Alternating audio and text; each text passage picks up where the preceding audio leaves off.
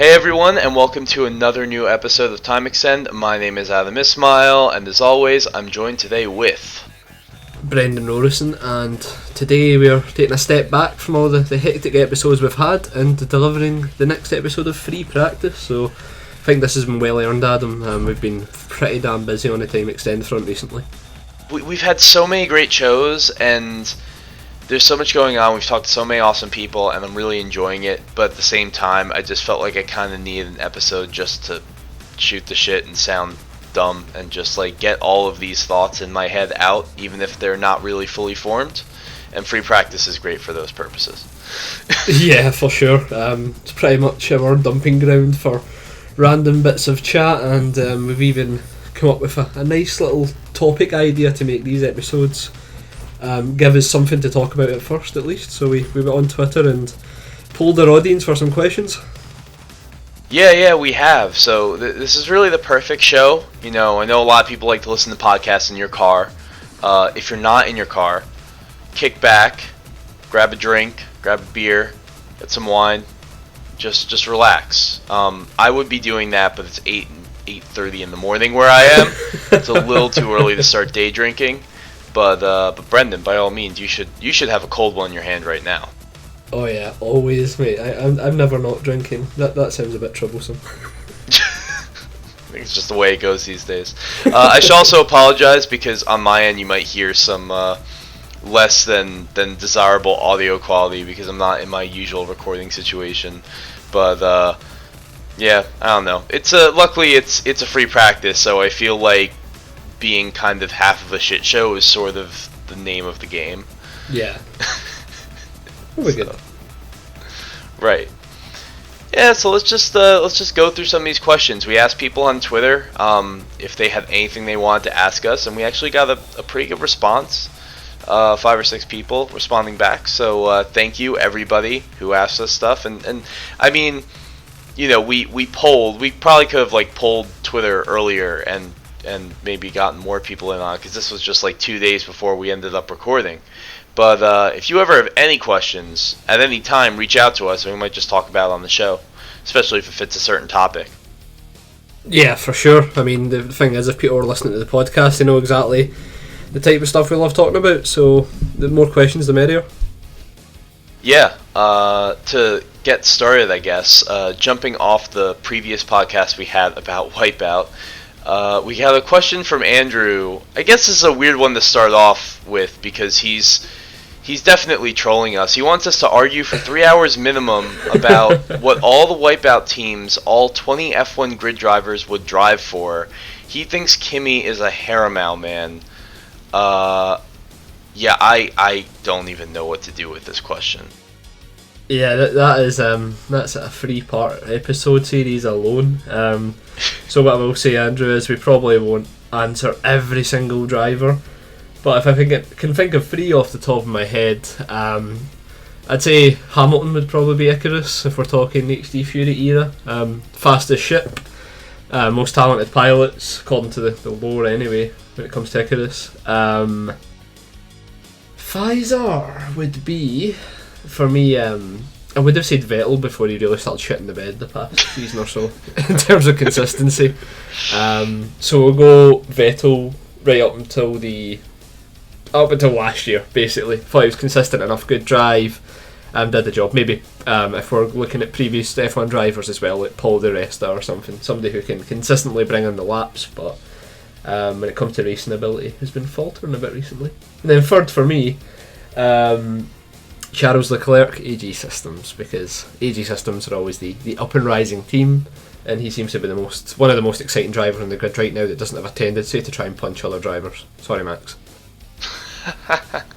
Well, here's my issue with this question, because weirdly I know a lot about like Ridge Racer team lore, but I don't know that much about like which teams in Wipeout are supposed to be good and which ones aren't. Like, I have no concept of it. I know that, you know, Icarus has the best craft usually, and before that Piranha had one that was, you know, balanced. It was pretty unbalanced. It was mostly like focused on speed, but oftentimes that would be the best if you could pilot it properly. So like I don't like which teams are supposed to be like the perennial, like the Ferraris, the McLarens of Wipeout, and then which teams are like, I don't know, like Haas or whatever, that just kind of show up out of nowhere and attract unsavory sponsors. Tigron. They're in so little of the games, then they randomly appear in a Mega Collection again. It's like they're one of those teams that just randomly gets new sponsorship deals and somehow stays afloat. Yeah, I mean, I guess in that case, I would just give them Haas's drivers, like without even thinking. Although Andrew does say Grosjean has that Assegai energy, and Nico might accidentally wind up stuck in a 10-year contract at Goteki 45. I hope not. The other problem with Wipeout is that there's too many teams. I think they got to a point where there were just way too many teams. Like they should have stopped at like the teams that were in Wipeout 3 should have been the only teams in Wipeout for the rest of time. Yeah, I think that's probably fair to say. Especially when, like you're saying, it isn't as if the lore's incredibly in depth for each of the teams anyway. So another random team pops up, it's just like, what purpose do they serve except for being a slightly worse Piranha or a slightly worse Faizar or something like that?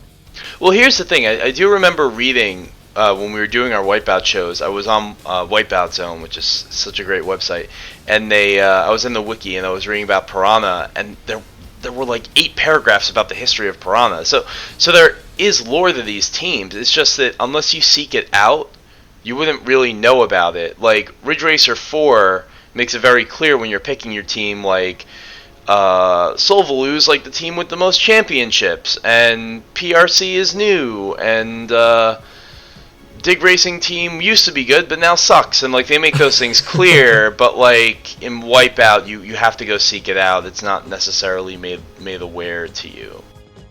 I guess it works well for the game because it means that you don't have to get bogged down with all this information, but it would be cool to throw them in the loading screens and stuff in some of the games. Yeah, I would appreciate it.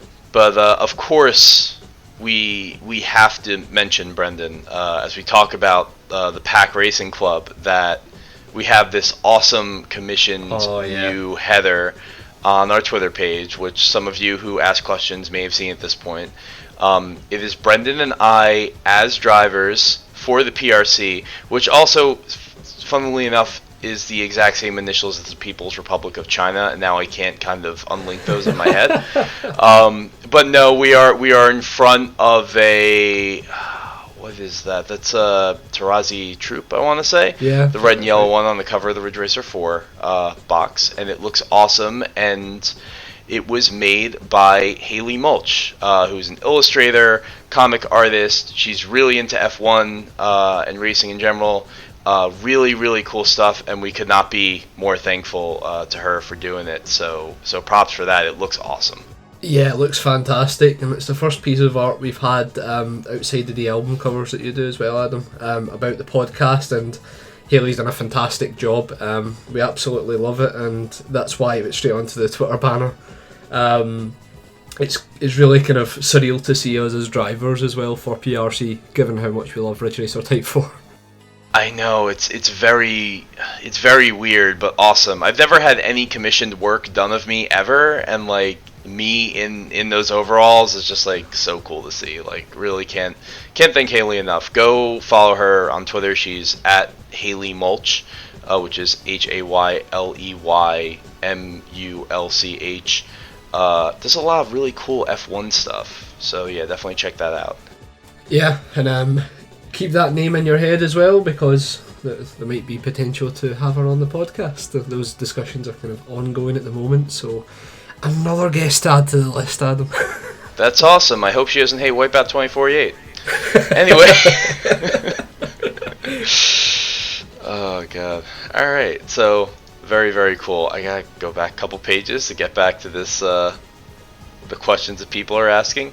Alright, so we also got a question from Fernando Moutinho, who is one of the guys who's always responding to stuff, friend of the show, always with good questions. Although Fernando's asking us if we could talk about F1 esports, which is a bit of a problem because I don't really follow F1 esports.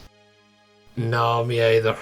But I did a little bit of research into the way it's organized, and it sounds really cool. So basically, they have at least, I think the video I watched was from F1 2018 when they did it that time. But it's like they have like 3 qualifying events in the beginning of the year, and they mirror like actual races. So it's like the weekend of Melbourne, and then the weekend of, I don't know, whatever comes after, was that Shanghai, and then Sure. and I don't remember, and then Baku, and then during those weekends they have online events on each console where everyone competes, and you get the best time or whatever, and the top 6 finishers of those events on each platform basically go to this like global playoff, you could say, where they're then racing each other again. They all meet in one place, and they all have their, the whole like dedicated rigs and everything. And then out of the performances there, the teams in F1 actually have their own esports, side teams, contingents, whatever, and they draft the drivers based on the results of that playoff. And I think that's really cool. Yeah, that's really good idea, to be honest. Keeps it fresh as well, so that one team can't just nab the fastest driver every time. And it's a system that seems to work well in American sports as well when it comes to choosing up young uprising stars, so it's good to see that influence there as well. Yeah, it's not that different in concept from like the whole GT Sport FIA. You're driving like the Manufacturers Cup. You're driving for a certain manufacturer, but the thing about that is, of course, the manufacturers don't have any direct involvement. You just pick the car you want to drive, basically, and you represent that manufacturer, right? So like, it's not like you're working. It's not like if you're the Porsche driver in GT Sport in the FIA Championships, you really have any contact with Porsche. I don't think it works that way. But this is really, really cool, and I've seen, I haven't really watched any F1 esports, but it's nothing against F1 esports in particular. It's just like I really should get into esports because everyone I know now has something they love. Brendan, I know you're a big Rocket League fan, and you actually competed recently, right? Yeah, I did actually. There was the Scottish National Esports League finals held at a reasonably sized exhibition centre. Me and my team made that. We suffered a crushing defeat, but the team that we got beat off of went on to make the finals, and it was a fun event, to be honest. I've never actually had any involvement in esports, and it was exciting to be part of that as well. So yeah, I'm a pretty big esports Rocket League fan, as you say. Properly into the Championship Series, which is like the premier event, much like FIA's GT Sport Championships. And I think with esports, like you're saying, once you find something that you like, you can get properly into it. There's no obligation to care about other stuff. Like, I have no clue how like League of Legends esports work, or Overwatch League, which seems to run forever. Like, every single week it seems like those guys are competing. Like, I'm just properly into the Rocket League side of things, and the good thing about that is because it's like a premier series with, say, like 12 teams at the top, you do hear about all the transfer rumours and stuff, and it's weird to think that's where esports are at now. Like, player transfers are a thing. Like, there's that much money in it now. It's weird. Yeah, I mean, even just the fact that, like, in F1, the teams are operating things, and you go on Twitter or social media, and the esports teams of those teams have their own like social media accounts, and it's crazy how much it's growing. It's really cool to see. I mean, like, this actually ties into another question we're going to talk about later from Sweet Jones, the Skinny Rage on Twitter, who was asking us if we participate in GT Sport FIA races. And like, personally, I don't really participate in any racing esports just because I feel like I'm not good enough. I could try, but I mean, like, it also depends on the game. Like, in the case of Dirt Rally 2.0, I tried doing some of the community events, and I just got so slaughtered, like 15-20 seconds too slow on like a 6 or 7 minute stage, that I'm just like, forget it. And with those, it's like you get one shot, and if you screw it up, you can't do it again or something. So yeah, I tend to keep away from those things just because, like, I like racing against my friends. I like racing online to an extent, but I wouldn't say it's very competitive for me. It's not a competitive thing because I'm just not good enough to be that competitive. Yeah, and I'm pretty much in the same boat, Adam. I don't compete in these races purely because I just don't feel fast enough. The thing is, I'm pretty sure you're probably in the same boat. When you used to play racing games with like, people you knew round about your neighbourhood or family members or whatever, you always felt as if you were like on another level of skill. Right. Like, nobody could match how good you were, and that's why when online play started, naturally you would be like, oh, it's time to prove to everybody how great I am, not realising that 95% of people online had the same idea. So it was one of those things where I genuinely thought I was pretty good at Sims, like Gran Turismo, and then when you actually race the guys who are just so good at it, it's just mind-blowing, and that kind of eliminates the competitive side for me, because it isn't a case of putting in enough practice to get good. I've just accepted that I just don't have the correct mindset these guys have for extracting milliseconds per lap. I think I've referenced before, but like especially qualifying is something that I'm just absolutely terrible at. I just don't know what it is. Like when I'm in a race, I can overtake the people who finish above me. Usually in GT Sports races, I'll overtake like 6 people during the course of a race. But when it comes to those qualifying paces, like I'm always at the bottom. It's just one of those weird things I just can't wrap my head around, and that's an example of why when it comes to these hyper organised esports races, I'm not the type of person that can compete in those. Yeah, you bring up an interesting point about GT Sport, because I don't know why I'm usually always in the lower split of whatever category I'm in. Like, if I'm in a given category, I figure sometimes I should be near the top sometimes, but like I'm always in the lower end of the split. So I'm always starting like 10th or something out of like 16 or 12th. Or yeah, I mean, like, I enjoy the races I get placed into in GT Sport usually when I'm doing a sport race. And the other part of the previous question, is basically asking us how we feel about GT Sports ranking system, and as long as you're on that subject, I mean, it's not something I really think about. I feel like the issue people tend to have in those cases is with the penalty system more than anything else.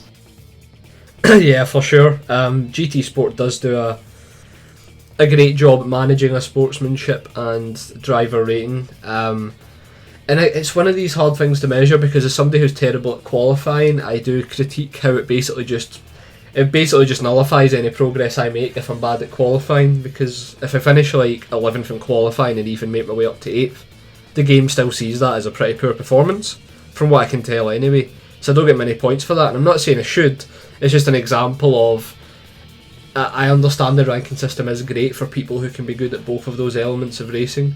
It just feels like because I absolutely suck at qualifying that my rank is like permanently stuck on B and 3/4. It's like just getting to that A mark, but I just can't nail qualifying enough. And then on the sportsmanship rating, it's always going to be a tough line to walk, but I think out of all the games, GT Sport does it pretty damn well. When I played the beta, when it first came out, it was really odd seeing an online racer where there wasn't one person trying to cause absolute havoc. Now, what's happened over time in GT Sports case is that there are people who've become masters of the dark arts, so to speak, in the sense that you'll always see the guys who are slightly budging people offline or darting in and out of the racing line to try and throw people off physically, but then the person who bumps into them gets the penalty. And you see that kind of thing happening more and more, and I've even seen some of the pros complain about that at an FIA level, which isn't optimal. But let's be honest, like managing, or rather tracking players' car movements is not something that can be done unless there's a real spotter. Like the game would be an absolute be all over the place basically if Polyphony tried to implement a system that looked at how people were following driving lines and stuff. I can just imagine that getting way out of hand.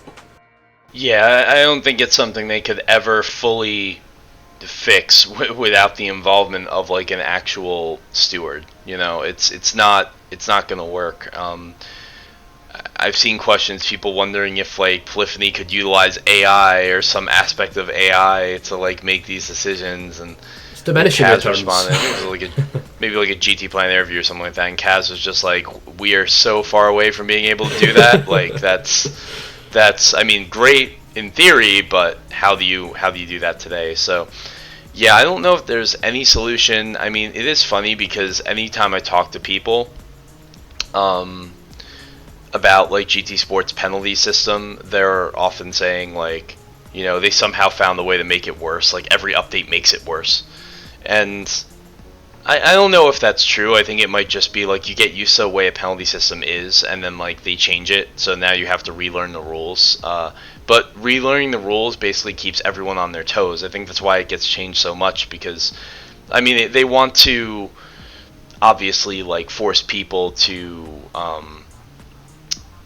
they want to refine the penalty system so that it punishes the right things and doesn't punish people who have been punished by our drivers themselves, and doles out repercussions responsibly. But I think also just by changing it as often as they do, they just make you kind of be like, you know what, just maybe I'll just stay on the track and not chance it, because I don't know what it's going to do this time if I go off track, and if I drop 3 wheels or something like that and I lose time and yet still I get a penalty because I was on the inside or something. Yeah, I mean, as far as I can tell, the last penalty system they implemented was like anti-DRS zones. So that they'd kind of nominated a part of the track where you serve your penalty. I think that's the way it was when I raced last, when the Goodwood track came out.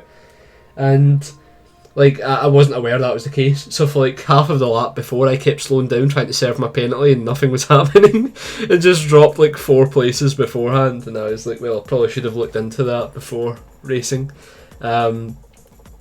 But the thing is, like, GT Sport was such a risk when it came out because it's prioritising the online racing, and the fact that it seems to be a resounding positive now, the online racing element of the game, that's good for Polyphony. Like, they implemented a system that obviously does have its kinks and annoyances, such as the penalty system stuff, how penalties are dished out, but it doesn't seem to harm the longevity of the game because there's still a dedicated community of players there, and not just at the top level. Like, we're talking across the board. You can find races in pretty much any race category fairly easy on the game still, and that's a far cry from the initial reaction of the game that everybody spelled doom and gloom for the series because it was ditching its roots. We've heard through the grapevine that GT7 will try and incorporate sport rather than make that the focus, and I think that would be good for everybody. Yeah, it would. I mean, I'm surprised that in their first time out they did it pretty well. Personally, I'm also always on that cusp of being A, I feel like, but not quite making it, so I'm stuck at B level. But I mean, the drivers that I encounter usually always pretty, like, it has fostered this community of drivers that like actually is quite sportsmanlike. They don't do things that make them look bad, as Tom says in the beginning of the game when you start. So yeah, it's worked out well, and I'm excited for a GT7 that potentially just makes sport a factor in a larger traditional Gran Turismo experience, because I tend to play these games for in a single player context for the most part, but still, I mean, no issues with it. No, none here either. I think it's doing as great a job as it can at this point in time, and Polyphony are just going to keep improving it into the next game, I think. So with that, should go to another question. I love this one. It's from BenFact. As I really want to hear a conversation about Vanishing Point and Test Drive Overdrive. And I love this question because for whatever reason, like, I don't know, like 6 months ago, I played Vanishing Point for like 5 hours one day. Like, I just, like, on the Dreamcast. I think it's because I discovered that I had a copy of Vanishing Point when I thought I had sold the game, so I just played it for forever. And I don't usually Wow. like, when I go back and play old games, I usually play games I like. I usually don't play Vanishing Point, which should tell you something about my feelings about Vanishing Point. But before I get into it, Brendan, have you played either of these games? Yeah, so Vanishing Point, I distinctly remember playing this quite a lot purely because I just returned from like a holiday away with my family to Spain, and for whatever reason I bought Vanishing Point in the airport on the way home. Oh my god. And like I got home and like I just for like a week I played it, convinced that I would start to like it at some point. But it's not a bad game by any means. It's just it's one of these ones I think some people will absolutely have great memories about it, and that's why it sticks in their head. Not too dissimilar to what I've just said. but I don't think that anybody would reference it as a glowing point of the genre. Test Drive, Overdrive, I haven't played, but I distinctly remember seeing it in stores because of that Brotherhood of Speed tagline, which is just like so early 2000s it hurts.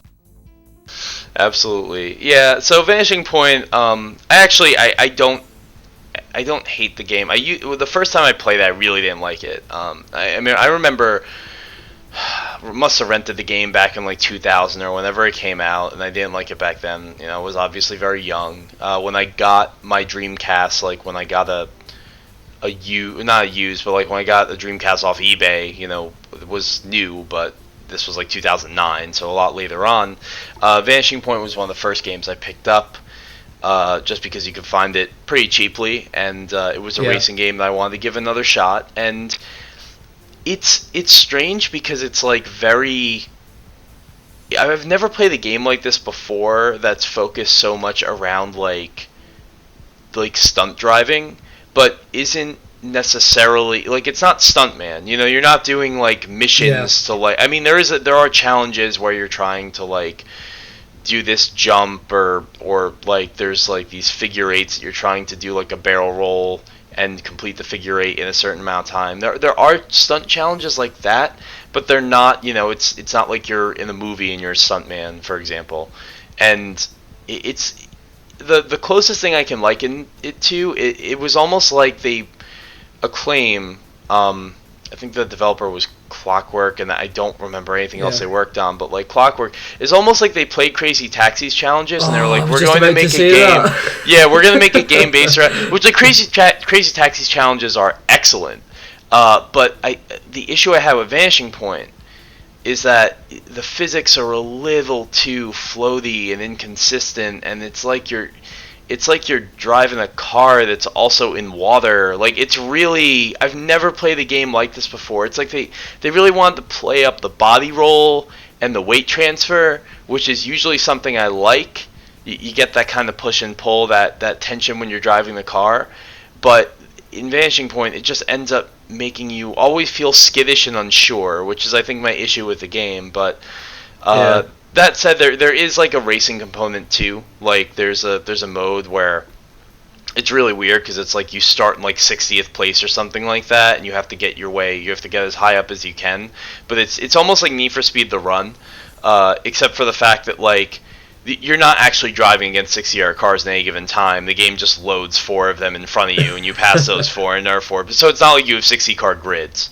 But it's like this weird cross between The Run and like Tokyo Extreme Racer. That aspect of the game I don't find as interesting, but just the whole existence of Vanishing Point I think is really weird because like it came out of nowhere, and I remember it was very, very like prominently, heavily advertised, at least like in magazines and stuff in the US. It was all over the place, but I think it bombed.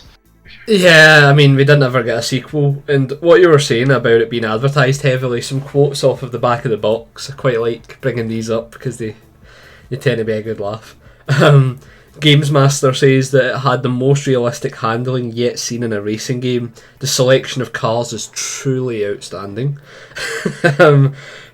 I mean, the thing about the selection of cars point is that there were some... It's actually pretty amazing. That I really like. Yeah, it's actually like my favorite thing about the game because they're like the regular cars where you have like, you get your Audi TT and your Mustang and Supra stuff from the day, but then they have secret cars, and the secret cars are like 1996 Mercury Cougar, like shit that you would only see today in like a junkyard somewhere in the States. And it's like I love that these awful horrible like body on frame Fords are like in this game for some reason. I don't know, I just think it's really funny.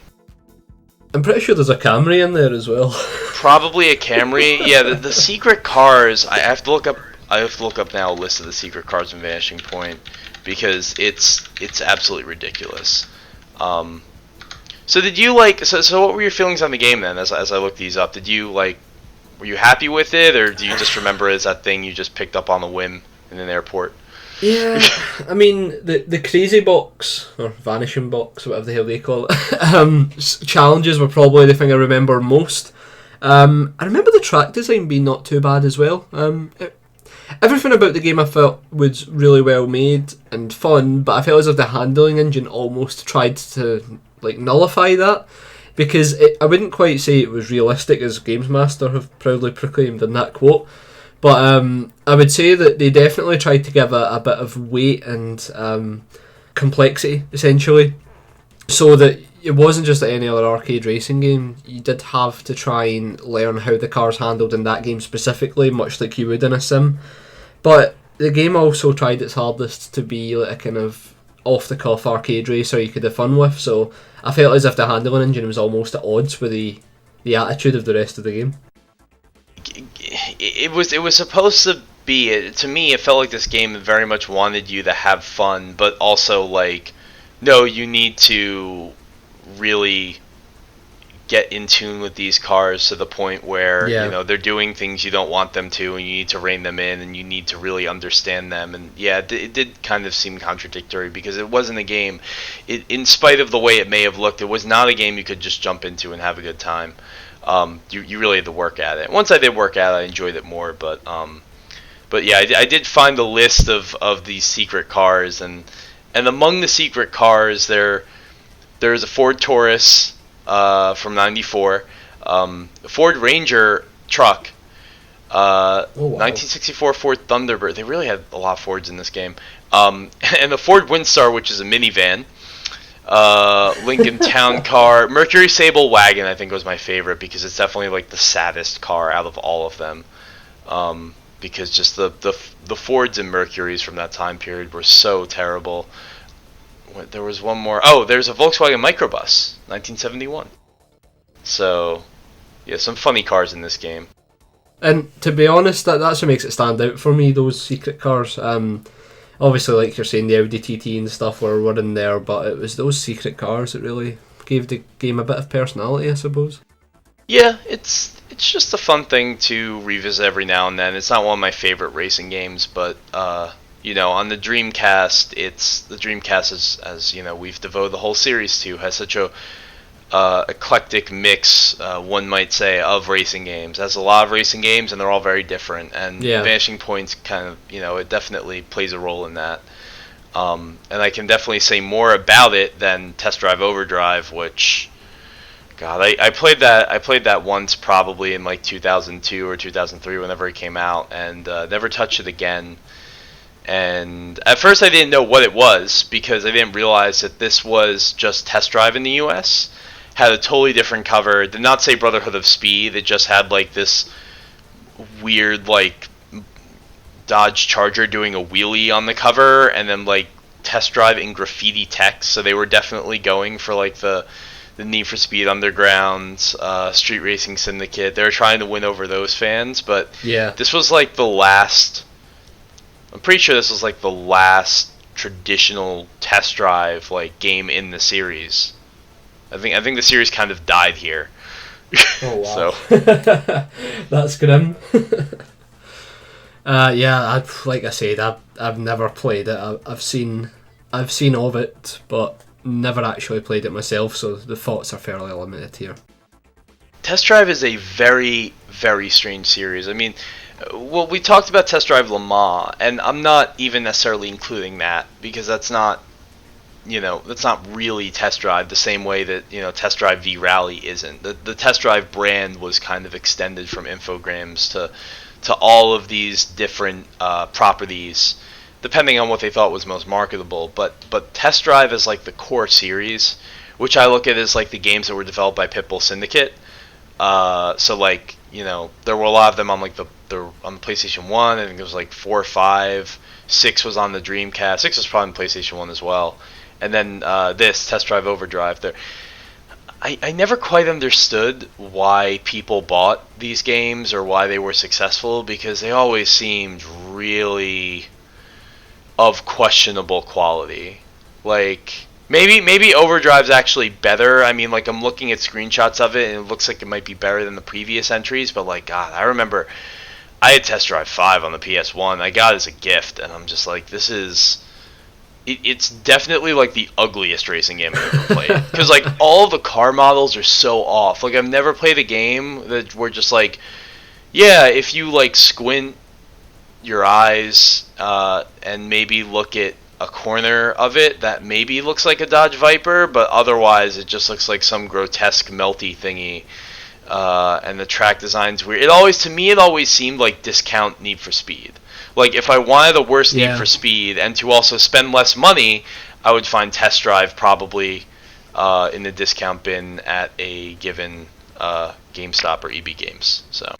And I guess that's why Test Drive also died out, because now if you want a subpar Need for Speed experience, you can just buy the real thing. So, I love the shade. I love the shade. Yeah. I'm looking at like Metacritic for Test Drive Overdrive, and the PS2 and Xbox One's got 73, 71 out of 100, which definitely ties into something that we've been talking about lately, which is that we want to do a series on 7 out of 10 racers.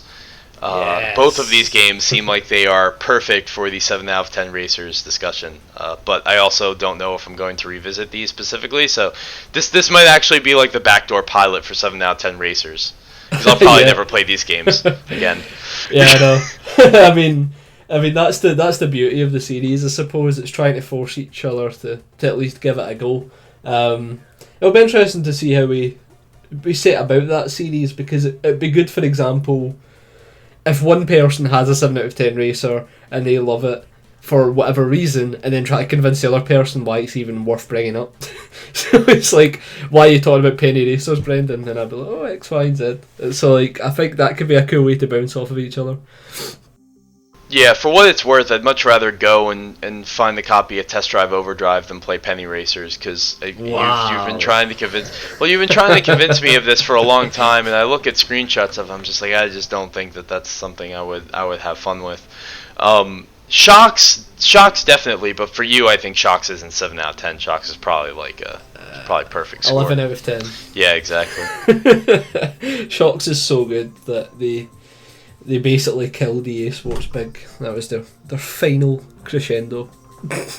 Right. I don't want to bring it all the way back to Test Drive, but I have to say I have the Wikipedia entry for this game up on my screen right now, and I'm so engrossed by the story.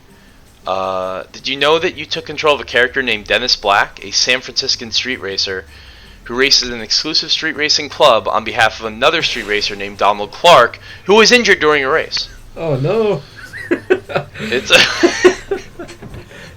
They're so organized, the street racers. Like, oh, like, you're injured, I'll like sub in for you, I'll be your alternate. I've also I've looked up the the game case, and on the back it says, as you've just said, you're Dennis Black, independent street racer, and you've been asked to prove yourself. A cardinal invite to prove yourself on the street racing illegal scene. That come in like a nice envelope with the heart sticker on it, and just like, you've been cordially invited. Yeah, I mean that's it. Apparently there's 16 opponents who get in your head and will do anything to win as well. So wow, I mean, as any opponent should. So I guess at a certain point, Dennis Black wins against the driver. I don't know. I guess an important one. I'm just jumping. Does it not say his name? I mean, who is it? He's trying to beat one of the club's most ruthless racers. So no, Wikipedia does not say the name of this driver. Well, the rumors are proven true, and Clark. I'm getting all the names. They couldn't have picked up like. They couldn't have chosen more different names than Donald Clark and Dennis Black. I mean, they're interchangeable. Anyway, at the end of the game, the two protagonists, I guess, Black and Clark, race for the custody of a Dodge Viper. And at the end of the game, you win the Viper, if you beat the game. However, it is later revealed that Clark intends to have the Viper stolen from Black. Oh, no. But this goes unresolved. The court ruled. There was no evidence either way. The synopsis just ends, this goes unresolved. So that was the cliffhanger for the sequel. Yeah, never got made. I'm sorry, Benfact, if you really like Test Drive Overdrive. But in fairness, like a lot of all these street racers had like really stupid plots. Like I really like Need for Speed Most Wanted. I think that's a generally very highly regarded, like almost like the peak of the street racer boom. But that game had the absolute stupidest story and was all FMVs. So definitely no game is innocent from this time period. No racing game is innocent of this stuff. I think one of the greatest examples of that is Juiced, like their whole advertising campaign and how the game looked. It was just like so stupid in retrospective, and at the time people might have thought that was cool. One of the things this has actually brought into my head though as a potential topic for a future episode is what games have the most ridiculous back of the box blurbs, because when it comes to racing games there's so many like out there ones that are just ridiculous. Like this one for example. Yeah, I think the early 2000s especially were very conducive to this type of stuff because it's just everyone just trying to top everyone else. Like I remember Street Racing Syndicate definitely had like a hot import Knights babe on the cover, and as a kid seeing that, like I was still pretty young, like I wasn't like, you know, I hadn't even hit puberty yet, so that wasn't anything that would interest me. Instead it just kind of like disgusted me, and I was like, ew, like it's weird. Yeah. I don't know how I feel about that. Yeah, and I could have sworn did Juiced have some like controversy around it or something like that? Yeah. I think there was like a commercial where a car drove by so quick it ripped a woman's clothes off or something. The type of controversy you'd expect from the era. I believe that was it. Yeah. Yeah, I almost thought it was. Did you ever hear the weird story about? Now we're getting really off topic, but the BMX Triple X. Oh yeah, yeah. I've heard of yeah, I had thought for some reason it was something like that, but it actually was not as bad as BMX Triple X. But yeah, I think that game takes the biscuit for the controversy. It's sorry to bring back to Test Drive again, but have a look at the image I've just posted in the Discord. Alright, what is this? This is from the instruction booklet, and it's describing all of the characters, right? Yeah, it is. Unfortunately it's in German, but look at that character design, man. Donald Clark, yeah, I mean, he definitely looks like a guy named Donald Clark. He drives the Concept Viper, which is just the Viper GTSR concept from 2001. That's really funny. Oh man. Skeeter Grimshaw is definitely the best name here. Skeeter Grimshaw. Or Big T, driving his 2001 Corvette. I like how none of the cars that these people drive have years next to them, except for Big T's Corvette, which they feel the need to tell you is from 2001. Yeah. I also like how like everyone else's cars are at least a bit reasonable to own, but then Donald Clark's just like, here's a concept Viper that shouldn't be drivable in real life. It's because he's Donald Clark. He runs the whole. He pulls the strings. Yeah. There's no way he's the bad guy. It's his operation.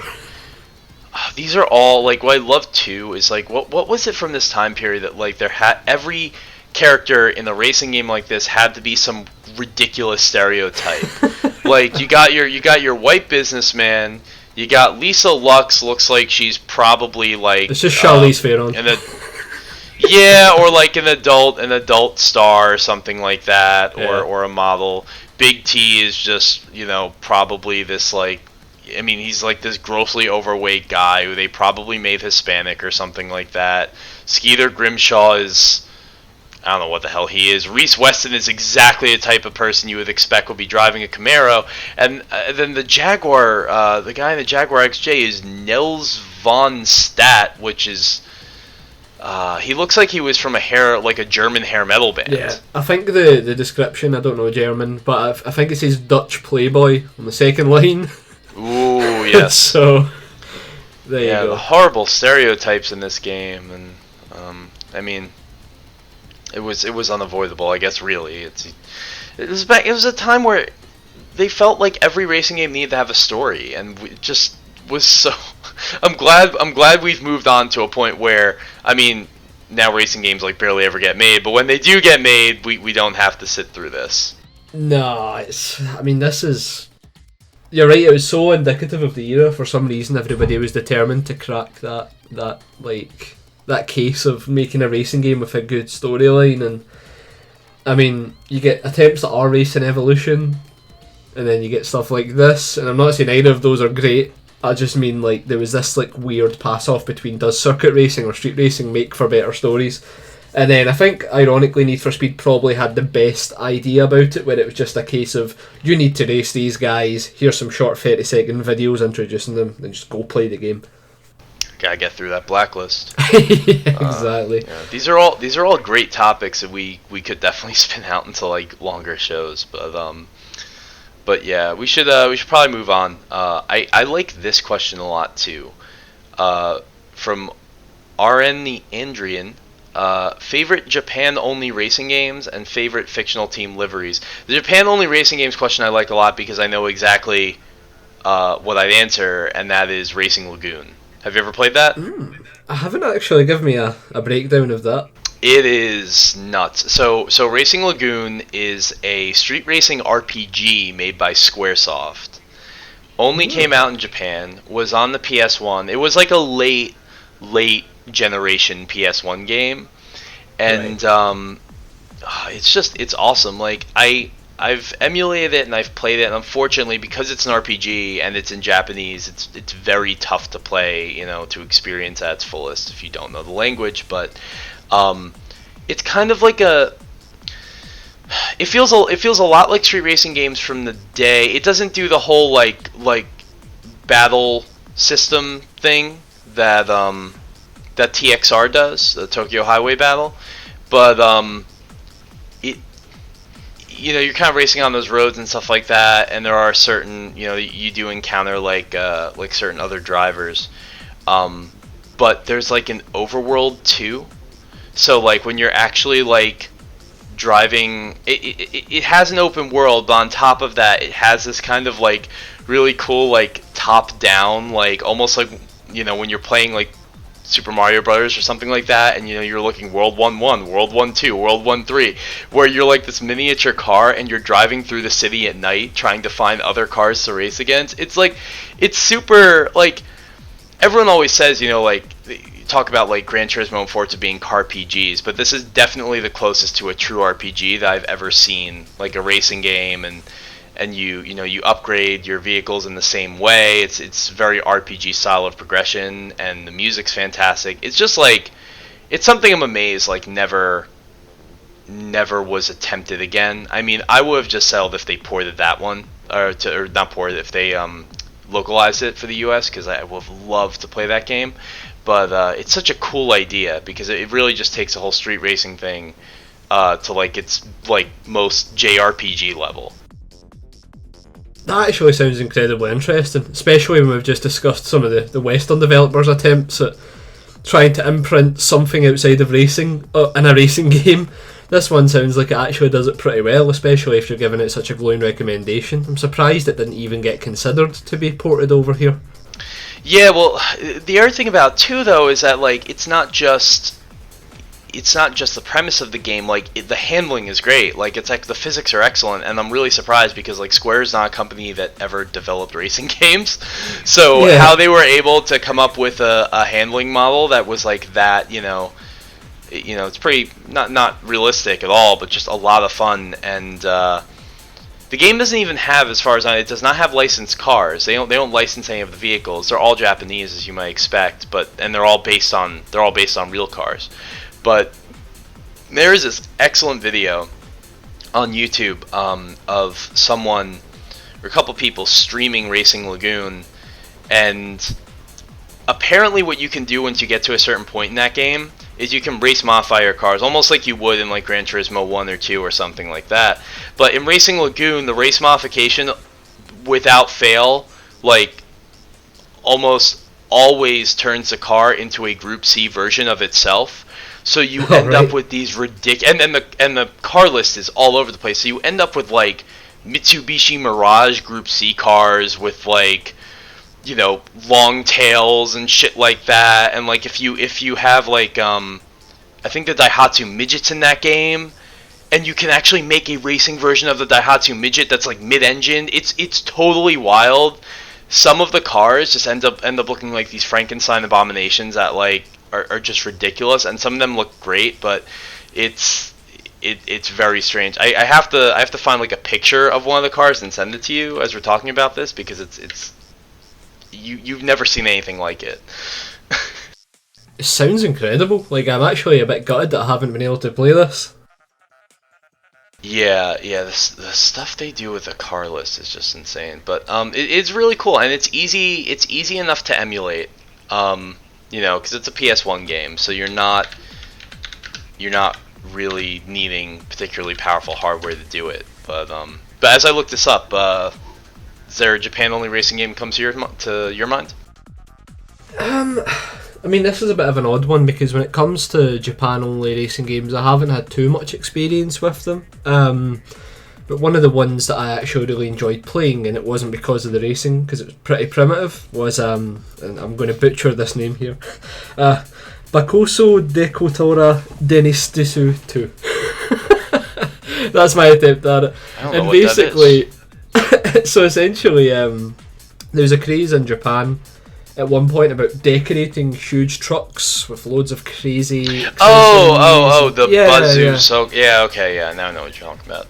Yeah, so like on the PlayStation 1 there was a game where you could like choose a dump truck, a massive rig, whatever you wanted, and just decorate it to look absolutely mental.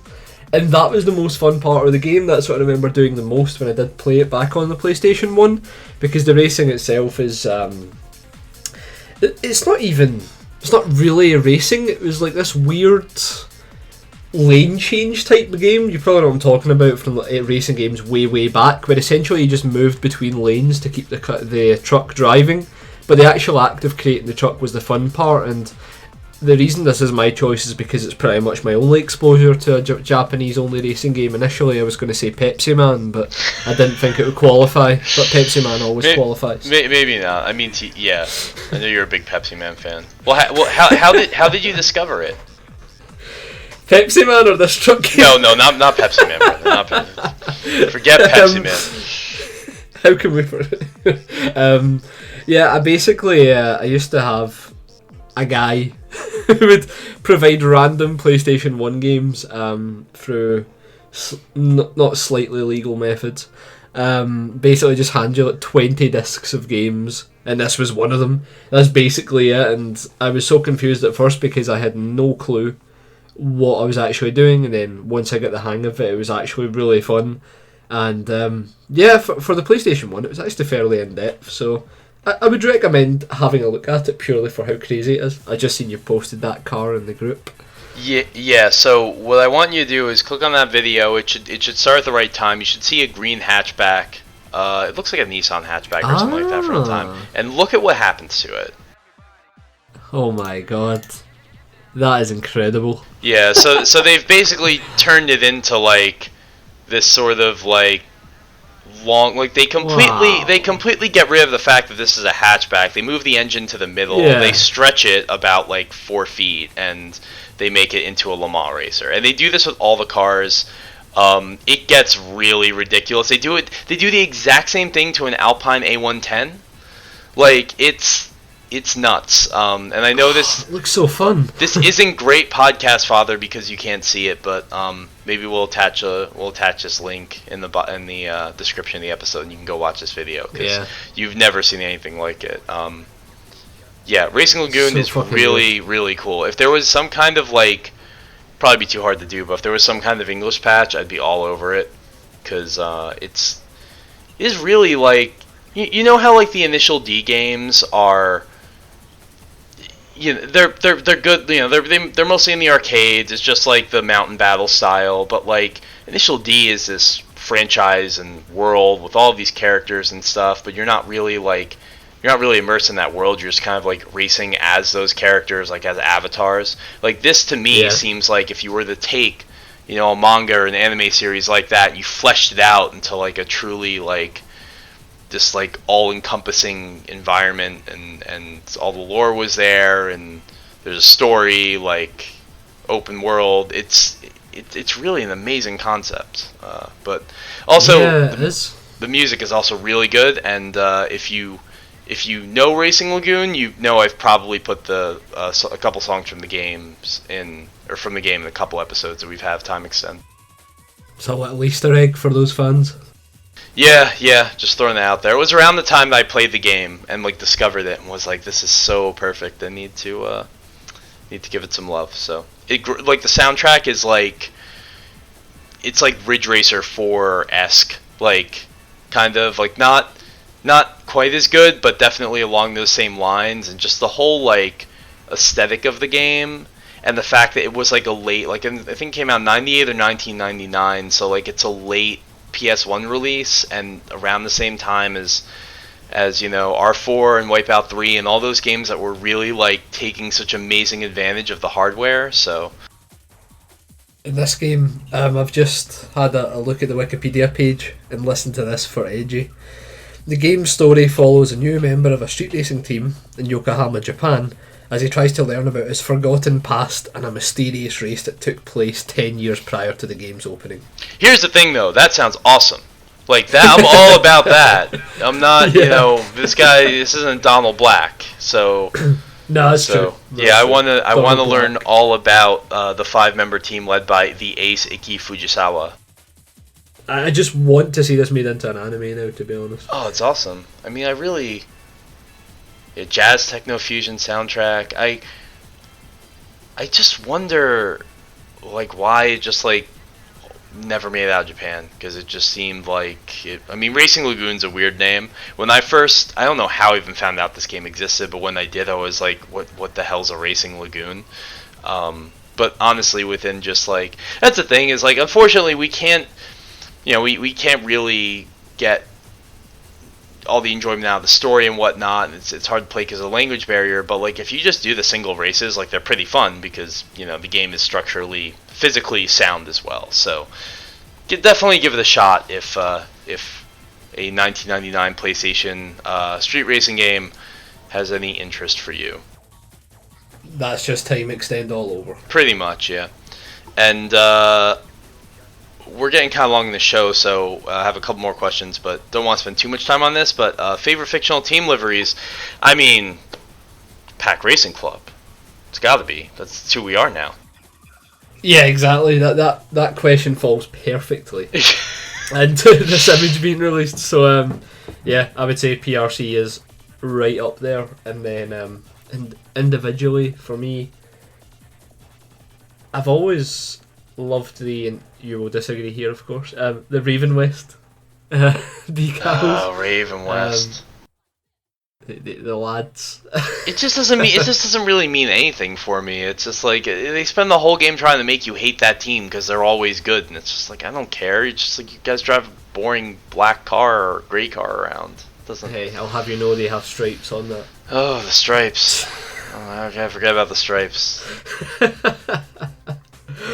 And Nathan McCain, of course, being the top driver for Raven West, who's a total arsehole. I'm surprised you don't remember him. Nathan McCain, yeah, I don't remember him at all. I to be honest, do you ever like, does he ever come up in the story, or do you just hate him because he's always at the top of the leaderboard? A bit of both. He's always at the top, but whenever he did the 1v1 races, he would purposely try and crash you out. Oh, okay. Wow, what a jerk. I mean, they're coming back in the new grid, right? Raven West is returning?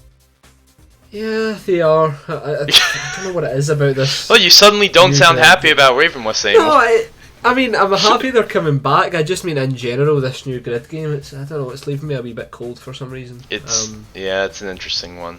Yeah, something we'll discuss when it actually comes out, of course. Don't want to say anything yet until I actually play it, but I don't know, there's just something that seems to be... I really can't put my finger on it. I think it's just when it was announced as a reboot, that like already kind of hindered my expectations, because that almost feels like a crutch to rely on should the game not excel in certain areas that the previous ones did. I just think the concept of a reboot in a racing game franchise is like, what is that? Like, what does that even mean? Yeah. Like, I mean, Grid 3 was not good. Did Grid 2 have any relationship to Grid 1 in terms of, like, was Raven West even in Grid 2? Like, No, I don't think so. yeah, so I was like, they could have just called this Grid 3 and that would have been fine, but instead they've... I mean, Grid 1 definitely has, like, you know, a lot of... I think it's the one that more people played, and so, Yeah. whatever. We'll talk about that later. I should say, you know, Pfizer's livery obviously is great. We're both big Pfizer fans. And you know, somebody responded to when we put our banner up, and you know, it was a PRC livery, and they're like, "What? No love for Racing Team Solvaloo?" And I will say, so you know, Solvaloo was the team that I always like drove as when I was playing Ridge Racer 4 back in the day. Yeah, it's good. I mean, the livery is very simple. It's just like gray with blue stripes. So like I do like that team a lot, but like to me it's not like the best designed. I think that's why we chose PRC too, because we wanted something that was a little bit more colorful and like not the car that everyone is seeing on the cover of the R4 box. Like the PRC car is still there, but like it's like in second place. It's in the background. So Yeah, exactly. If anything, time extends about giving shout outs to those lesser things. So right. PRC gets top billing. That's what we're about. Alright, last question got here from Tor Eric Milkevic. Sorry if I butchered your name, I tend to do that with everyone. Do you use Gran Turismo as a car shopping guide, only to realize that all the cool, cheap K cars actually aren't for sale in your region? I definitely use it as a car shopping guide, I always have, and I tell other people too. Yeah, I mean, K cars are literally like the furthest thing from something you can buy in the U.S. Brendan, you might have better luck, but I mean, frankly, most of those K cars never make it out of Japan. Yeah, we get the boring shit ones. Do you get Daihatsus? They sell Daihatsus in the UK, right? I mean, they did at one point for a little while, but they were never anywhere near as prevalent to say that if you wanted one you could go out and buy them. So I suppose that should be a really interesting topic to do a bit of research on, because I do remember seeing some Daihatsus, but it wasn't as if whenever I was at a car dealership or whatever I would see them for sale outside of the horrific hatchback ones that would get sold. Can't even remember the model name. Yeah, I mean, yeah, so some key cars were here, but nothing exciting. I've never seen a K car in the flesh, I don't think. When I went to the New York Auto Show, they had like the World Cars of the Year in like the basement. Like I guess whoever makes that decision of what the best car of the year is around the world.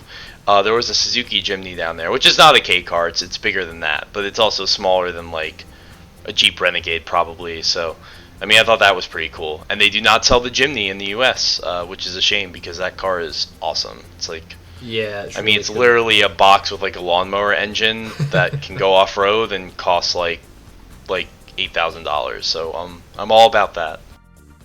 I love how the design stayed basically the same as well throughout all the years. They gave it a slight facelift, but in the most part, it still holds that Jimny design, which is a commitment to how good it looks. Yeah, I mean, why change it, right? There's no reason exactly. to change it. I mean, the coolest K car ever has got to be the AutoZam AZ1, right? Yes, for sure. So weird. Just Fucking like love that a car. tiny Ferrari with gull-wing doors, like. It's like Yeah. I don't think that culture will ever be better than like mid 90s or early 90s like Japan. Like what they were pumping out of that, like car wise at least, was just like that was the peak. I don't think we'll ever see anything like that again. No, every photo you look at of the AZ1, it looks amazing. Like, there's not many cars I would say that's the case, but oh man, what a nice car. First time I ever drove the AZ1 was in Sega GT, because it was in Sega GT, and I was like, this thing is weird. And the other thing about Sega GT is, you know, we had a whole episode about it, I almost forgot, is that it's horrible and all the cars are undrivable, but the K cars are easy to drive because they're like 40 horsepower and front wheel drive. So Yeah, that's the only one you can actually reliably have a go at. right. Well, apparently Jay Leno's got an AZ1 as well. Imagine Jay Leno in that car. So is this? So you just sent me a picture of an AZ1 in between. I love this because it's definitely done in the U.S. because it's sitting in between a Chevy Silverado and a Ford F-250, and it is the smallest thing I've ever seen. Yeah, it's the AZ1 could probably fit in the bed of those trucks. Yeah, I would think. I mean, it's possible. I just love it. It has 2 seats. How are 2 people gonna fit inside that thing? It's impossible. When I got my Fiesta, everyone in my family made fun of me because they're like, "Well, I guess you can't drive us anywhere anymore." Like, people in my family aren't like fat or overweight. They're just like average sized people. So I can only imagine. Yeah, if you have an AZ1, you can't have many friends, I guess. I would love to have an AZ1 with like 1 seat in the front. In the middle, like the McLaren F1. Can you imagine how cool that would be? That'd be great. I mean, you'd basically be sitting in a go-kart at that point. A go-kart with a Ferrari shell, and that's a pretty cool premise. I can get behind that. Yeah, this is definitely one of the coolest cars ever, I would say. Well, that's those are all the questions we were asked, and it's been about an hour, so we should probably put a cap on the show. Yeah, I was going to say, I didn't expect all the questions to last an hour, but we seem to always say this when we've got like one topic to go into conversation with. We can stretch anything out. We can stretch anything out into an hour. Apparently, it's not very difficult for us. I mean, I mostly blame Test Drive Brotherhood of Men or whatever the hell it was called. I can't remember. See, that's the beauty of it. Who would have thought that game of everything would be like the most prominent conversation? So. Thank you for that question. Only on Time Extend. Yes, thank you so much. I mean, I may play it after all. That's why it's a 7 out of 10 racer. We've just proven the concept for that show. Absolutely. All right. Well, thank you for listening again, and yeah, I don't know what we're doing next time, but maybe we'll be Test Drive Overdrive. We'll see. Yeah. Thanks very much, guys. We'll catch you in the next episode. Later.